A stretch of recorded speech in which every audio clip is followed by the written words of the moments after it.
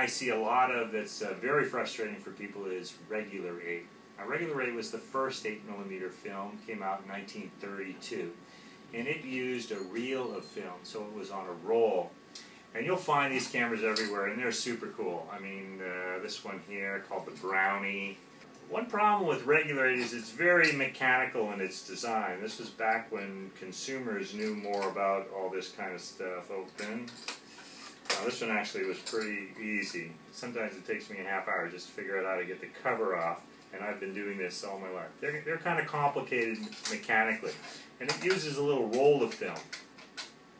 So the roll of film would go in here, and then you have to figure out how to thread it. Make sure you put the feed side on the right.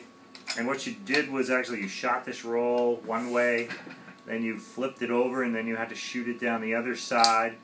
And you're required to, as the camera person, know a lot of things about photography. Keeping this light safe, knowing how to set the exposures. And this has some basic nomenclature like average light or hazy sun, you know, extremely inaccurate kinds of measuring things.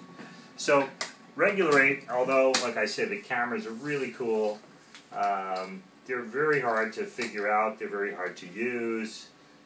They didn't have a lot of the functional things that made movie film easier to play with. And with old Regular 8, since they came out in the 30s, you'll most likely find old Regular 8 film. So that has all the same problems we talked about in terms of old Super 8 film, that it's very expensive to process.